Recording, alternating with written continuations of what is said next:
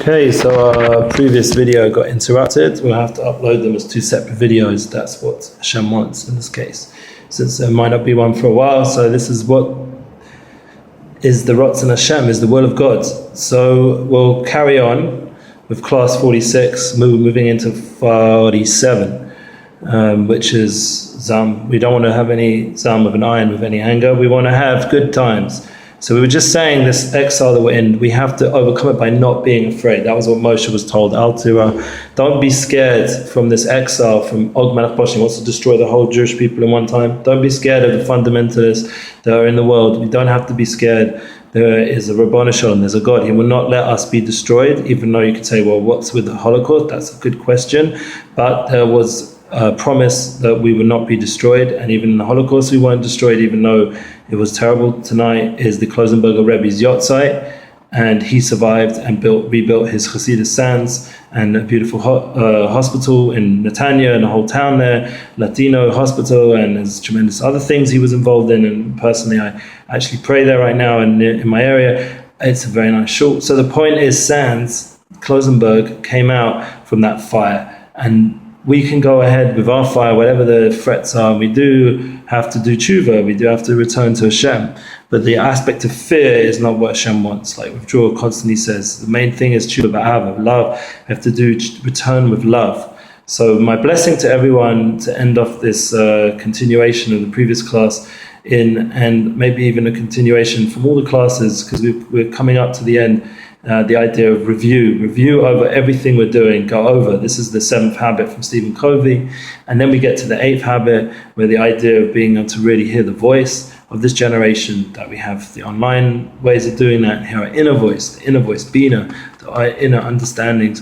And that's comes together with the Shabbos, the review. The more we review, the more we go over who we are, and learning and growing and developing ourselves, growth-minded, as Tom Bilyeu saying. I've been following him a little bit, and also his other friend and one of our friends, Lewis Howes, these people who've interviewed Tony Robbins, and that's how I actually heard of them the first time, that they have that energy of growth-minded people, and they're being very successful in the world. So we learn out from them, this constantly of learning and developing. I look forward myself one day from having the opportunity to actually sit with these kind of people. They're different, I look like this, they look like that. But once again, we're people, and we have essential common ground. We're both growth orientated, and we both want to be inspired. That's why we can't fear the craziness going on around us. We have to focus ourselves, do what we're meant to do, make the world a better place. And with that energy, we'll have the ability to turn around this exile.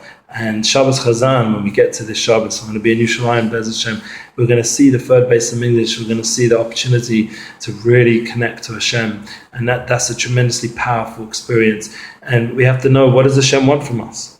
What does He want?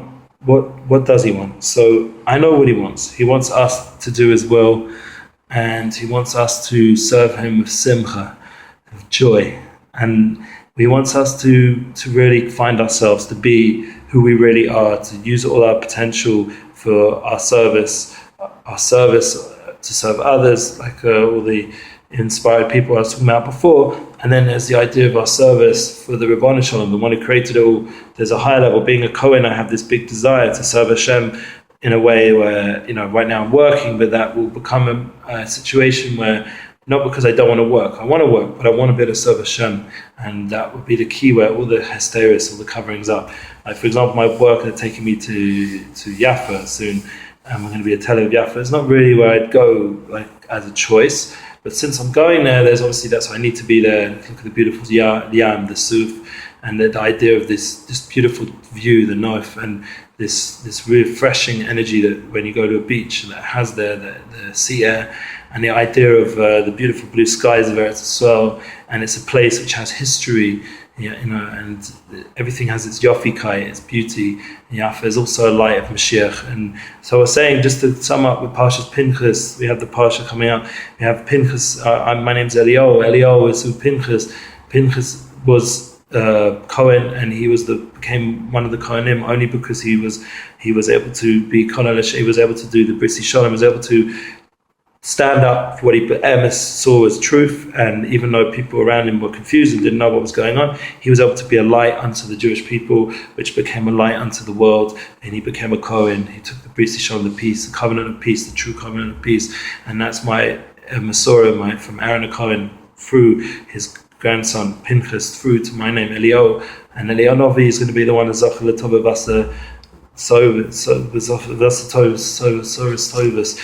be Mavasa, so it's Tovas going to give us good news, and with that good news we're going to really come alive, as in the clothing of Elio Novi, as Rabbi Nachman says, we're going to come alive with this idea of being elevated. And right now is my son's birthday. It's his bar mitzvah in a year from now. The first Kohen in generations. I spoke about this already. Is in Eretz Yisrael.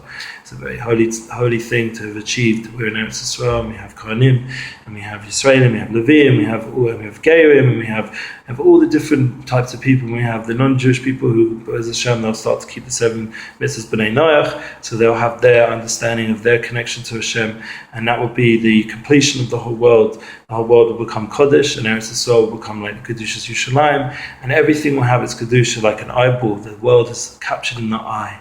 It's a very deep idea. It's called Bas Ayin. This idea, the Ma'aser Bereishis, the Tiferes of the Adam, the idea that every person has a beautiful eye. That's what attracted me to my soulmate. Right now was my timer. My first date was Tu B'Tammuz, and we got engaged to B'Av. And the 15th of Tammuz coming up another week from now, which is Ohr Chaim's Yotzei. And that's when I got engaged. That's when I brought down my son as well. His bris was on Ohr Chaim's Yotzei. And this idea of the 15th of Tammuz, this full moon, this completion, the shleimus we're talking about, when Mashiach comes, the moon will always be full. We'll always be able to find our soulmate. We'll always be able to know who we are. We're always going to be able to be inspired. And it's very close this time that we can tap into that. Or that even, like I said, all these people I mentioned, that Tom and Tony and Lewis, they're not Jewish, so they don't have all these ideas. This is something they'd have to learn from us. That's our awe to them, our light to them, and they can learn, and we're happy to share. But what they are showing is that the non-Jewish world is getting ready for a more elevated way of being, a more expanded, especially with technology, to use it in an expanded way, to expand our minds and to come more closer to the true understandings of what life's about. And this is where we are as a Jewish people. We should be leading that. We have to start getting ourselves energized and empowered and start doing our role as Jewish people to believe in ourselves. And with that, we should be zocheh to only good news. We should be blessed. I end this last video for a while. We should take this with us, and we should transport ourselves into a time where we really fulfill our purpose. And that's Balak. He's talking about Mashiach in this week's Parsha. And in Matas Masai, the journeys of the Jewish people, and it's all coming together to come and bring us back to Eretz Yisrael as a nation, and light unto the nations, where the nations won't say lies about. They'll see the truth of our nation and will be true to ourselves, so they'll have nothing to be upset with us about. It will all come together. There'll be peace on earth. I can't wait. I'm looking forward to have peace with everyone. I thank God, grew up that way. I went to school where I was friends with everyone, all the nations, and I'm looking forward to in my lifetime to see it from Eretz Yisrael. There'll be peace on earth. With Mashiach Tzidkeinu.